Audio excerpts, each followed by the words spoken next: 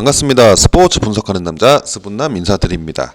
자, 오늘 분석할 경기는 챔피언스 리그 4경기 준비를 했고요. 12월 9일 수요일입니다. 구독과 좋아요 한 번씩 부탁드리겠습니다.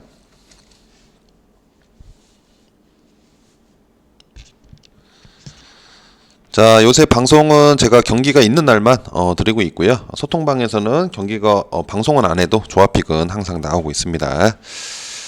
자, 어제도 국내 배구 그리고 배구는 없었고 이제 그 농구 그리고 아챔 경기를 조합을 잘해서 좀 수익이 나는 하루였고요. 자, 그러면 일단 첫 번째 경기 한번 보도록 하겠습니다. 2시 55분 경기고요. 그래서 F조 2위 그리고 F조 3위 라치오 대 비리어의 대결입니다. 뭐 배당이나 기준점은 확인하시고요. 그래서 지난 10월 29일, 그러니까 한 달 전 정도 되죠. 한 달 반 정도 되겠네요. 한 달 반 전에 비리어의 원정에 가서 1대1 무승부를 기록을 했고요. 라치오가. 오늘은 홈입니다. 이제.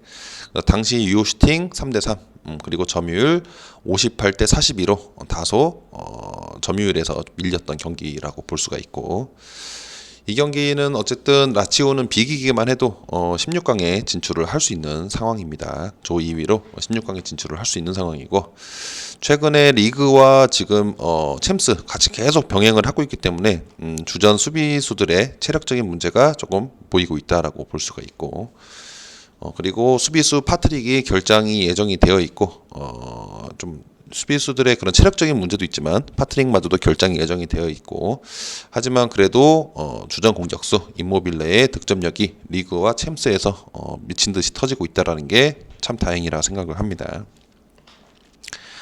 자, 그래서 이제 그다음에 비리어를 봤을 때 며칠 전이죠. 12월 6일 이제 리그 경기입니다. 신트 트라위던하고 리그 경기를 소화를 했고요. 라치오가 12월 5일 날 경기를 했기 때문에 라치오보다는 하루 정도 쉴 시간이 좀 더 적었다라는 게 좀 더 악재라고 볼 수가 있는 상황이고, 그리고 라치오는 비겨도 되지만 비리어는 반드시 승리가 필요합니다.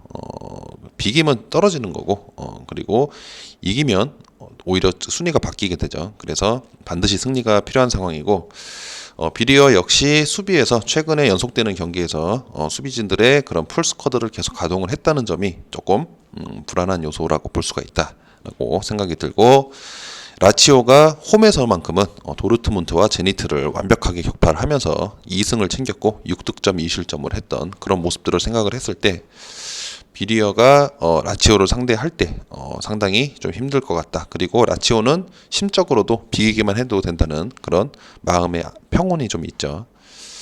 그래서 이 경기는 사실상 직전 비리어 원정에서 1대1 무승부를 기록을 했지만 오히려 마음이 급한 비리어가 오늘 경기에서는 조금 실수를 할 확률이 높다. 오히려 라치오가 평소대로 진행을 한다면 임모빌레의 득점도 예상해 볼 수가 있고 승리를 챙기면서 굳건하게 갈지 않겠나라고 생각이 들어서 이 경기는 라치오 승으로 가는 게 좀 더 안정적일 것 같다라고 보여집니다.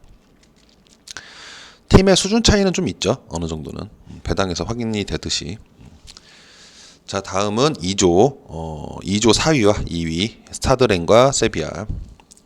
그래서 0승 1무 4패 좀 암울한 스타드렌과 이제 2위를 기록 중인 세비야. 그래서 지난 10월 29일 날 세비야 원정에 갔고요. 스타드렌이. 그래서 1대0으로 패배를 했는데 당시 유효슈팅 6대2로 밀렸고 점유율 62대 38, 그리고 코너킥 세비야가 11번 할 때 스타드렌이 0. 그래서 좀 처참한 결과가 나왔다. 대신 스코어는 별로 그렇게 나오진 않았어요. 1대0이었어요. 그리고 스타드렌은 사실상 16강은 탈락이 되었고 이제 유로파 리그도 진출이 사실상 쉽지 않다. 대량 득점을 해야 되는데 그건 세비야를 상대로 쉽지 않기 때문에 유로파 리그도 사실상 떨어졌다라고 보는 게 맞고, 그리고 이 경기는 사실 풀스쿼드를 가동할 필요는 없고 리그에 좀 집중을 할 필요가 있겠죠. 그래서 공격수 귀라시의 부상으로 득점력이 최근 저하가 되고 있는 상황이고, 수비수 실바와 수비형 미드필더 은존지의 그런 주력 선수들이 이번 경기에서 아마 결정을 할 것으로 예상이 된다라고 보여집니다. 자, 그 다음 세비야 역시 동기부여 측면에서는 높진 않죠. 이미 2조 2위를 확정을 지었기 때문에 16강 진출이 확정이 된 상황에서 사실상 뭐 크게 무리할 필요는 없는 상황이고, 최근에 레알 마드리드의 홈에서 1대0으로 패배하고 첼시에게도 4대0으로 패배를 했기 때문에 2연패를 달리고 있는 상황입니다. 그래서 어차피 이 경기 스타드렌을 100대0으로 이기나 1대0으로 이기나 사실 큰 의미는 없는 경기예요. 그리고 져도 되는 겁니다. 사실 저도 상관이 없는 경기이기 때문에 좀 더 리그에 좀 더 신경을 쓰지 않겠나라고 보여지고, 다음 리그 일정이 13일 헤타페 원정을 갑니다. 그래서 이 경기에 좀 더 초점을 맞추지 않겠나라고 좀 생각이 들고, 그리고 공격수 대영이 최근에 리그에서 계속 선발로 나왔기 때문에 어차피 큰 의미가 없는 경기에서 굳이 선발로 나올 필요가 있을까? 물론 골 욕심 있으면 또 나간다고 하겠죠. 근데 어쨌든 감독 입장에서도 선수들을 좀 어느 정도 로테이션을 잘 돌려야 되기 때문에, 그래서 엔 네시리가 선발로 나올 가능성이 높고, 현재 챔스에서 2골을 기록 중이다, 엔 네시리가. 그래서 대영이 나오지 않는다 하더라도 득점력은 살아있다라고 볼 수 있는 겁니다. 그래서 그런지 배당이 2.35배로 어느 정도 그런 동기부여 측면도 반영이 된 것 같고, 하지만 동기부여가 사실 중요하지만 동기부여 마음만 먹는다고 이기고 진다면 사실상 그거는 의미가 없는 거겠죠. 하지만 어느 정도의 그런 심리적인 요소들은 반영이 될 거라고 보여지고, 그래서 이 경기는 사실상 조금 지루한 경기가 될 것 같고 조금 젊은 선수들이 나오는 경기가 될 것 같다라고 좀 생각이 들어서, 이 기준점이 2.5인데 2.5 기준이면 조금 언더 사이드로 일단 보는 게 좋겠지 않나라고 생각이 듭니다. 그래서 저득점만 한번 보도록 하겠습니다. 자, 다음은 G조 3위와 4위. 그래서 디나모 키예프 대 페렌츠 바로시.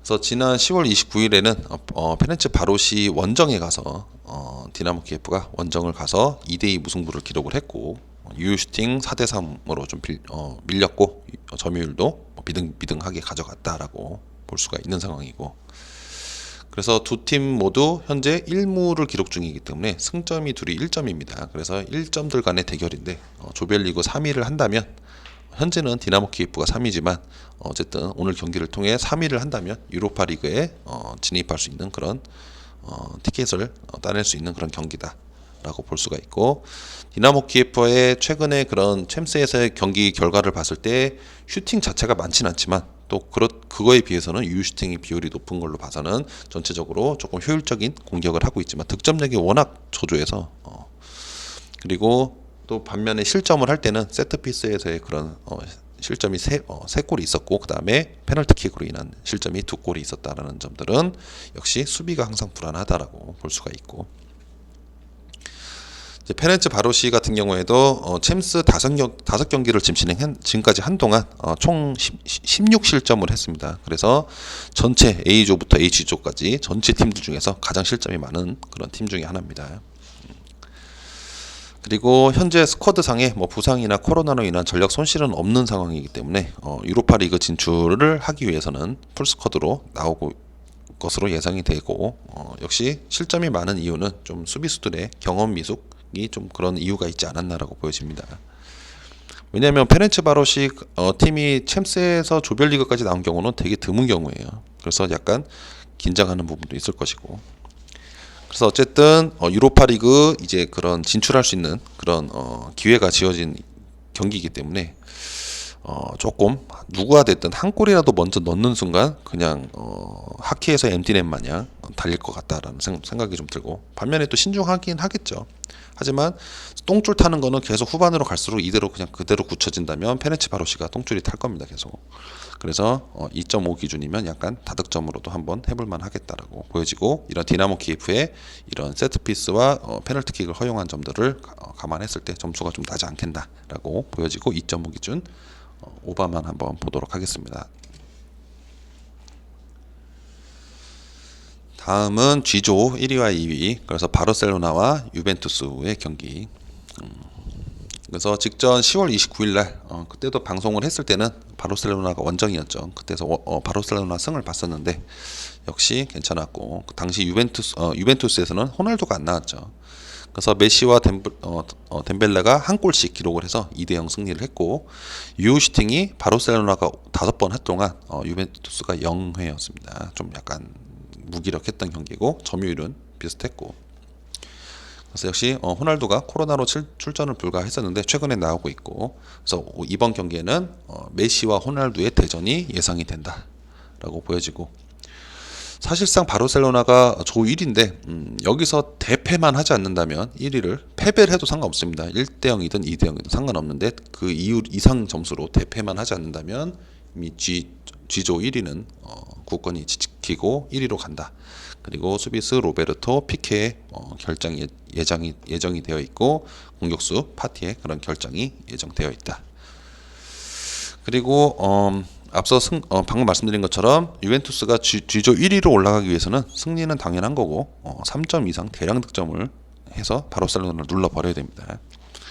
그리고 뭐 이건 데이터지만 메시와 호날두가 지금까지 33번 붙었는데 메시가 21골, 호날두가 18골로 메시가 앞서 있는 상황이다. 근데 최근에 메시가 조금 부진하죠. 그리고 유벤투스의 센터백 데미랄과 키엘리니가 이제 그런 부상으로 결장이 예정되어 있는데 뭐 좀 오래되긴 했죠. 데미랄은 아니지만 키엘리니 같은 경우는 좀 오래되긴 했지만 어쨌든 그런 부분들도 센터백들의 그런 부재도 조금 어느 정도는 무시할 수는 없는 것 같고, 하지만 최근에 모라타의 득점력이 살아나고 있고 호날두도 가세를 해서 좀 더 공격적인 모습 보이지 않겠나라고 생각이 듭니다. 근데 어쨌든 이 경기는 좀 바르셀로나가 중립구작 말고 홈일 때 특히 챔피언스 리그의 경기 성적이 상당히 좋습니다. 그래서 또 이 바르셀로나 특징은 항상 뭔가 이런 조별 리그나 뭐 그런 경기가 연속되다가 원정에서 약팀에게 지는 모습을 항상 보이는데, 오늘 경기는 역시나 유벤투스도 만만치는 않겠지만 사실상 뭐 그냥 무난하게 가도 조 2위는 달성을 하는 부분이고, 메시가 챔스에서의 그런 결정력을 좀 보여주지 않겠나 라고 좀 생각이 들어서 바르셀로나 그냥 일반승으로 한번 가보도록 하겠습니다. 자, 그래서 소통방에 오셔서요, 스포츠 정보 그리고 조합픽 받아보시고요, 영상 아래 고정 댓글로 연락을 주시면 되십니다. 그리고 오늘 뭐 뉴스는 아닌데 며칠 전에 나온 뉴스지만 어쨌든 앤서니 데이비스와 르브론 제임스가 레이커스와의 계약을 다시 연장을 했고, 이번 이제 12월 크리스마스 전에 개막을 할 것 같은데 그때 다시 얼굴을 볼 수 있을 것 같다라는 내용도 한번 체크를 하시고요. 구독과 좋아요 한 번씩 부탁드리겠습니다. 감사합니다.